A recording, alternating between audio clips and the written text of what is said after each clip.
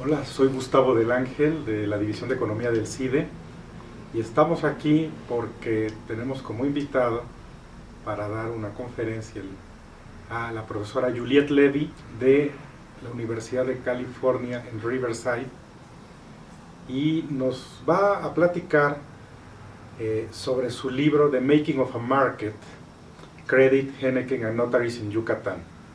El libro que fue publicado ya hace 2 años, es una investigación sobre cómo se articula un mercado de crédito en la ausencia de instituciones financieras formales como las conocemos, y cómo en este mercado se llevan a cabo una serie de relaciones que cumplen con las funciones de intermediación financiera sin que necesariamente existan las instituciones que tradicionalmente conocemos como bancos o como intermediarios financieros formales. Y eso de alguna forma es lo que permite después un mayor desarrollo de esas instituciones formales. Le voy a hacer algunas preguntas a la doctora Levy respecto a su libro. Platícanos más o menos el contenido de tu libro, cuáles son a grosso modo las grandes líneas de tu libro, cómo está organizado. En capítulos. La organización del libro empieza por describir el mercado de crédito o la falta de un mercado de crédito en Yucatán a mediados del siglo XIX. Y la falta de este mercado de crédito es simple y sencillamente porque si uno está buscando el crédito en los bancos no lo va a encontrar. Y lo que hice a través de todo el libro, la base de datos que utilicé en todo el libro, fueron contratos de deuda hipotecaria registrados por notarios. El notario es una institución importantísima en la historia de México, y resulta que también es una institución importantísima en la historia económica de México, pero es una institución en la cual uno no piensa lógicamente o necesariamente, porque no se presentan como instituciones financieras, sino se presentan como intermediarios financieros. Son intermediarios civiles, son el pilar civil de cualquier contrato apoyado por la ley en México desde que llegó el primer notario a México, escribano, con Hernán Cortés. Ahora resulta, en la base de datos que fui construyendo, que durante todo el auge nequenero, que es la historia de Yucatán en este periodo. El porfiriato, fundamentalmente. También un poco antes del porfiriato, y aquí acabo, por razones de logística archivista, en 1899. Durante el porfiriato, durante el auge nequenero, la cantidad de deudas hipotecarias van creciendo enormemente en Yucatán. La historia tradicional de este auge nequenero era que estaba fundamentalmente financiado por casas de comercio, trading houses, o crédito foráneo de los Estados Unidos y de Inglaterra. Y resulta que, bueno, sí, eso es parte de la historia del auge nequenero, pero si uno está pensando en consecuencias, externalidades de los efectos locales de un auge de exportación, las podemos ver, existen, y todo el mundo presta dinero, más bien todo el mundo necesita que le presten dinero, y cuando hay un auge nequenero o cuando hay un auge cualquiera, va a haber consecuencias a todos los niveles de la sociedad. Y el verlo a través de estas deudas hipotecarias nos permite ver el flujo para abajo, de alguna manera, el trickle down, yo sé que es un término no muy preferido, pero verdaderamente que el auge empieza entre las grandes familias enequeneras, pero no se limita a las grandes familias enequeneras. Y de ahí de decir que el auge enequenero llevó a un incremento del bienestar de todos los yucatecos, va más allá de lo que este libro argumenta. No hay ni un contratante, o sea, en lo que son deudas a largo plazo, no hay ni un solo nombre maya.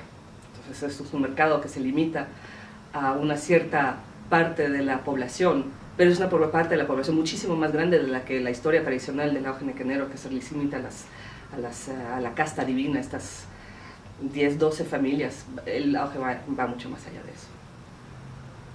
En el libro hablas, por ejemplo, de cosas o de eventos que se discuten no necesariamente ampliamente en la historia económica de la época. Por ejemplo, la liberalización de tasas de interés que se llevó a cabo durante el gobierno de Juárez y que permitió que estos mercados financieros se activaran. Sí, o sea, la usura es una restricción terrible para un mercado de crédito. Si uno no puede darle el precio adecuado a una deuda, la deuda no se va a dar.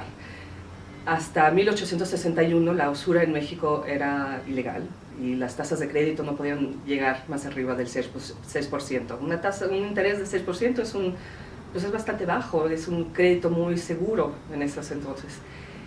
Cuando Benito Juárez decide que eso es una atenta a la libertad del ciudadano y decide fundamentalmente eliminar el poder de la Iglesia sobre el mercado de crédito, vuelve la usura, la usura ya no es un crimen y liberaliza las tasas de interés, y lo vemos de inmediato.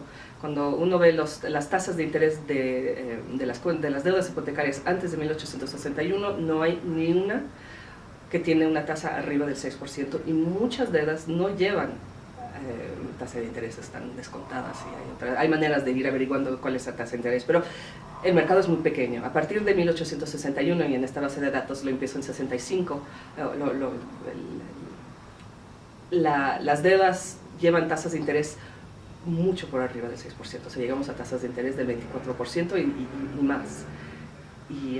Y eso para tener un mercado necesitas tener libertad de precios. Si restringes los precios, no hay manera. Y eso es un pequeño evento bastante importante que observo en Yucatán, y me encantaría poder observarlos en otras partes del país también para poder ver el efecto que tiene sobre los mercados de crédito en el siglo XIX.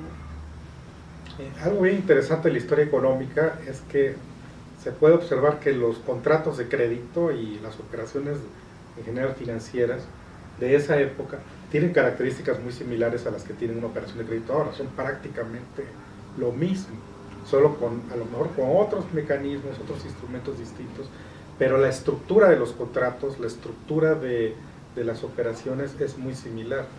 Es que no hay 42.000 diferentes maneras de garantizar que un préstamo se vaya a repagar.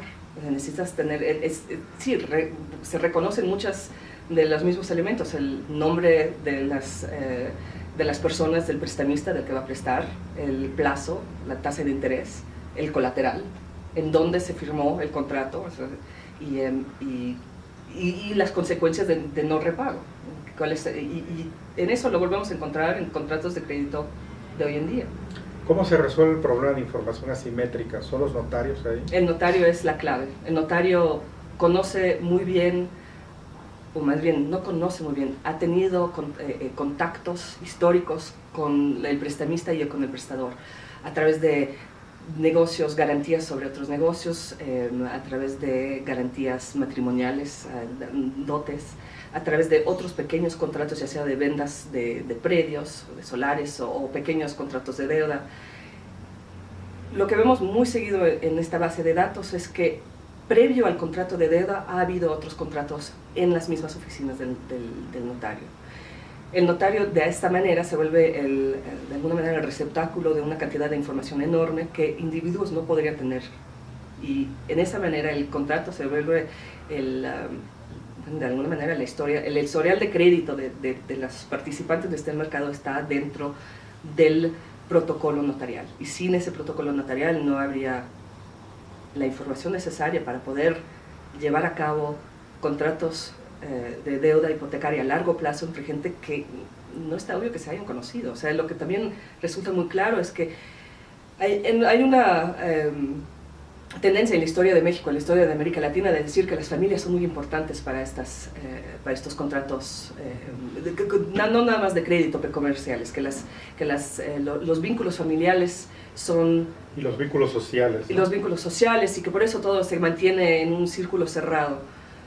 No está tan claro en el mercado de crédito que este vínculo, o sea, no está formalmente reconocido en estos contratos a largo plazo, que las personas que se están prestando dinero se conocieran antes de haber llegado ahí. Y de alguna manera hay una lógica, y si se conocen, igual y no necesitan ir con el notario para garantizar el préstamo.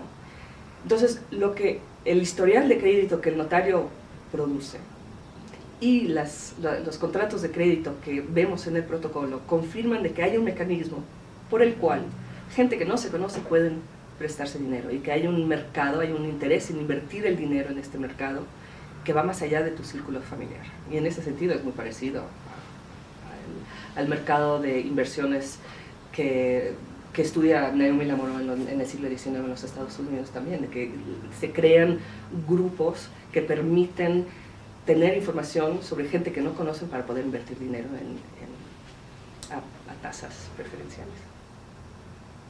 Esto te permite eslabonar historia, economía y además, digamos, el razonamiento de cómo se organiza institucionalmente un mercado. Hay mucho más literatura, obviamente, claro, donde tu libro encaja, ¿no? Sí, yo no inventé esto. Sí. Obviamente el libro de John Rosenthal, Phil Hoffman y Gilles Postel-Binet fue clave. Es un libro que salió en el 2000.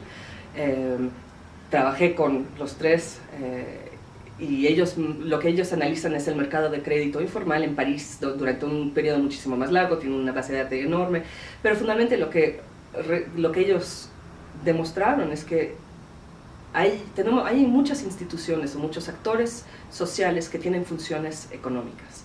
Y si uno va buscando las funciones económicas dentro de las instituciones que se identifican como económicas, vamos a perder de vista una parte del mercado enorme. Y que para entender cómo van creándose mercados financieros y el origen de las instituciones financieras que hoy reconocemos como tal, tenemos que ir a buscar ese origen fuera de los lugares obvios. Y bueno, digo, en ese, no voy a hacer una reseña de la literatura, pero yo creo que es un momento bueno para Rosenthal, Hoffman, Binet, son la clave. Y obviamente toda la literatura sobre las microfinanzas, que eso, digo, no es historia, pero eso es donde caemos en un contexto más actual en América Latina, que de alguna manera ponen en práctica este análisis del contexto social de las deudas del mundo del crédito, en el cual entendieron de que uno no necesita un banco, más que nada los bancos muchas veces pueden ser un obstáculo al crecimiento de los mercados de crédito. Y si uno redefine lo que es el crédito, redefine lo que es el riesgo y redefine lo que son las instituciones de crédito, podemos descubrir y crear mercados mucho más grandes. Pues muchas gracias, Juliet. Gracias a ti. Y estamos muy contentos de que estés aquí en el CIDE. Yo también. Gracias.